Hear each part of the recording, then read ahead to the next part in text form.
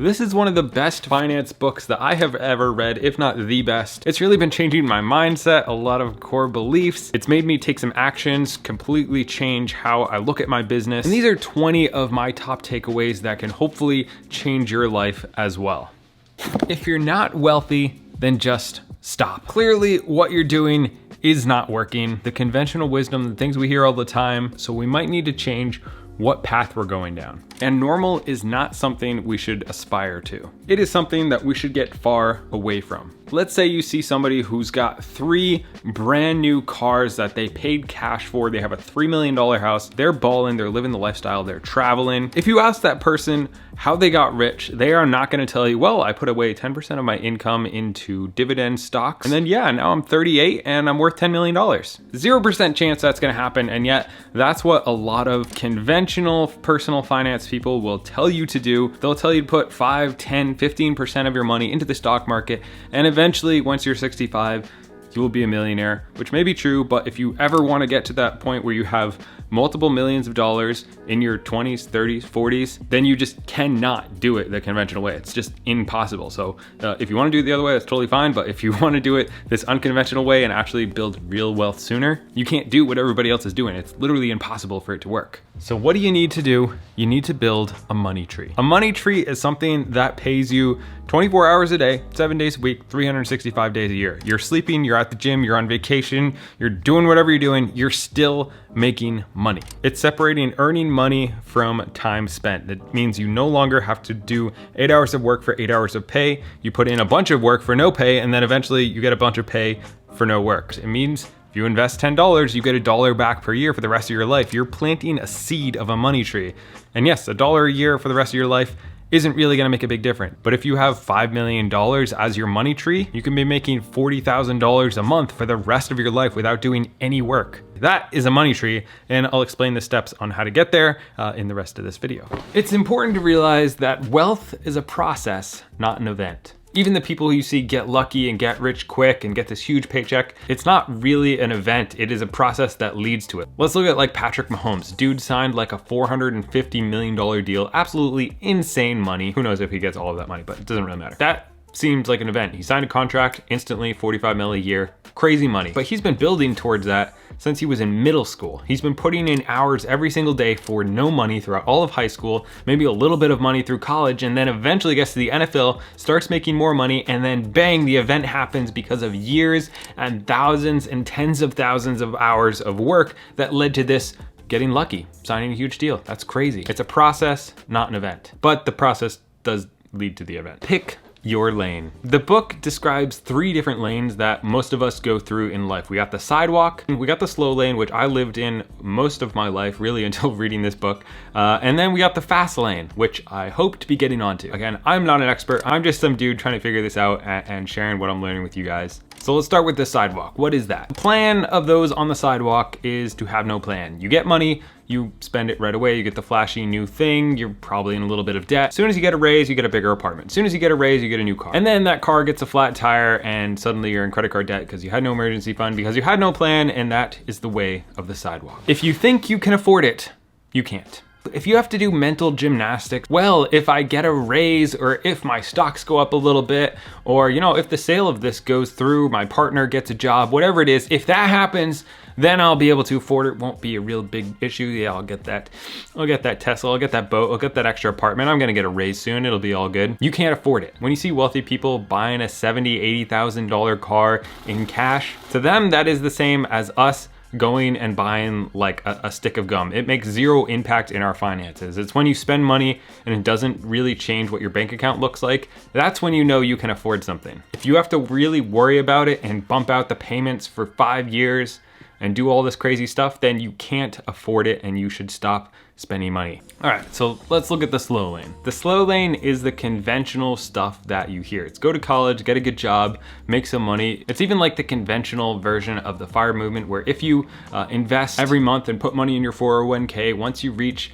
50 or 60, you might have $1 to $2 million and you'll be able to retire. Always be super frugal, never go out and spend money on coffee, something that's been really sad. Now, don't get me wrong, there's a lot of positives for this. It's a good way for a lot of people. It's allowed me to leave my job, but also it revolves around being very frugal. It never looks at like, how can I go to that next level where I can kind of live this type of lifestyle, where I can make a lot of money? How do I go from making 100K a year to 100K a month? It never really enters the equation of the slow lane. But that being said, it's still like a billion times better than the sidewalk. The victim law. If you blame others for your misfortunes, you are in the slow lane. It's the old, they laid me off, they screwed me over, they cheated me out of that, they raised my rent, they didn't tell me about that. If your landlord raised your rent, is it his fault that you chose to live there? If your job lays you off, is it your fault that you chose to apply for that company and get that job? You're choosing to let somebody else have control over your life. And if they exercise that control in a negative way to you, that's your fault for giving them control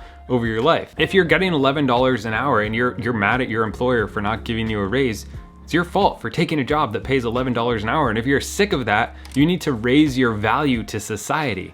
I used to earn $11 an hour. I used to earn like under that, like $8 an hour. But that's because I didn't have any value to society. As I raised my value and I impacted more people, I got paid more money. I got what I deserved. I didn't really add any value.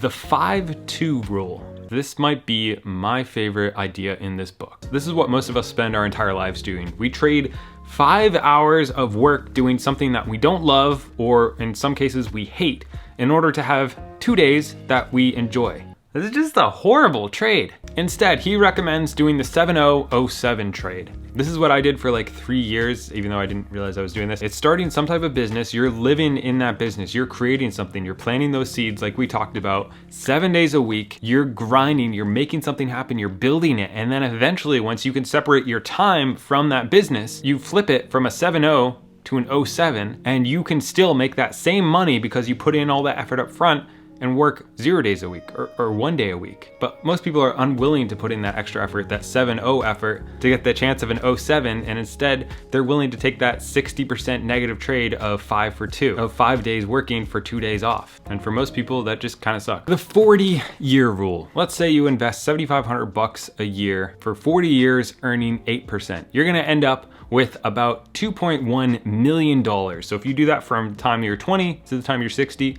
2.1 million. That's a lot of money. And I think that's what we hear all the time in the slow lane advice is like, invest early and you're gonna have all this money once you retire.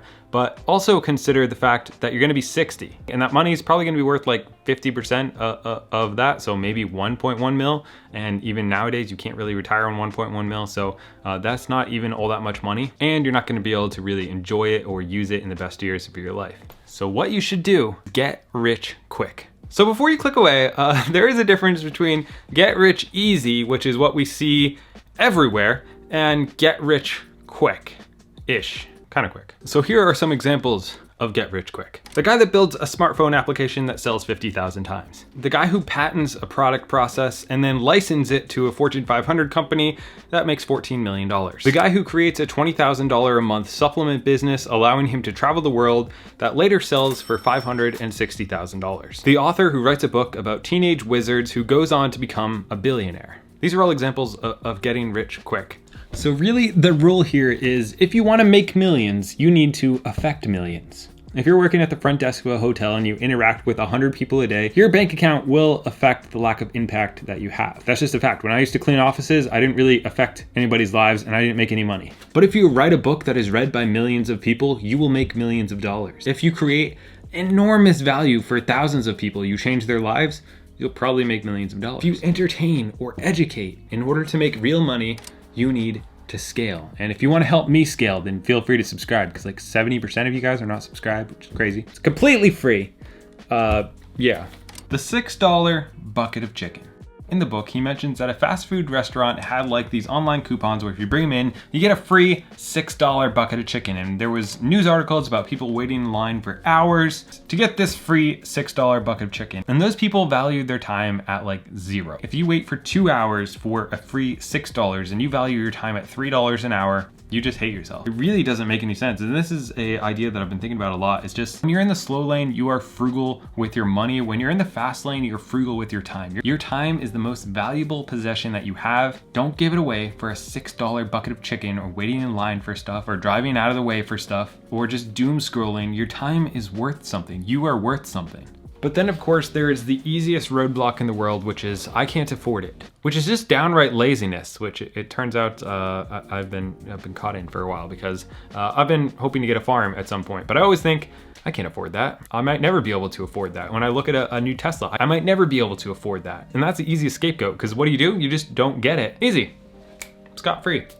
But instead, much like Rich Dad, Poor Dad, if you ask, how can I afford that? Your brain has to come off the couch, it has to put down the bag of Doritos, and it has to say, all right, how can I afford to buy a $100,000 car in cash and have it not affect my finances? I need to create a business. I need to stop watching TV. I need to get up and do something. I need to change people's lives. Otherwise, my life will never be changed. Which leads to the point, if everybody's doing it. I am not really good at naming these points, but the idea here is that if everybody is doing it, it is a clear sign that you should not do that thing. Like with pretty much everything. If everybody is selling their houses, it's a perfect time to buy. If everybody's selling their stocks, it's a perfect time to buy. If everybody's buying a stock, you should probably sell it. If everybody's starting a dropshipping business, you should look for the businesses that nobody's talking about. So instead of having 5,000 competitors because it's a popular thing to do right now, you pick a niche thing that has 12 competitors and you just do it better than those 12 people, and you can grow something big in that small space as opposed to fighting off the hordes of other people trying to do these popular things. Just remember that everything popular is wrong. Chase needs, not money. So at this point you might be thinking, yeah, I need a second income stream. I want lots of money. This is great. So I'm just gonna start something. That's what I've done in the past, and for every one of those, it's pretty much failed. Instead, you need to look for a few different things. You need to look for pain points. You need to look to solve a problem for people. You need to look at providing value for people, which leads into the next point, which is 1 million people. If you're looking for the business to start, the way to make money, what to do next, here's a great place to start. It's gonna be different for everyone. Your goal is to affect 1 million people in one of these 9 ways. Make them feel better. Entertainment, music, video games. Help them solve a problem. Educate them. Make them look better, maybe health, nutrition, clothing, makeup. Give them security, housing, safety, food. Enhance their dreams and give hope. If you do any of those things for 1 million people, you can almost be guaranteed to be a millionaire. The last point here is that plans are completely worthless. Everybody has a plan, everybody has a business idea, everybody has that thing that, man, I thought of that, or why didn't I think of that? Ideas and business plans are absolute garbage, worthless if you do not take action. So after you subscribe, shut off this video and take some action on something. And remember that we greatly overestimate what we can do in 1 year, but we greatly underestimate what we can do in 10 years. If you enjoyed this video, then check out Webull, and you can get up to 12 free stocks when you open and fund an account. So honestly, even if you don't want to use it, it's just free money, but it is what I use personally. Anyways, thanks for watching.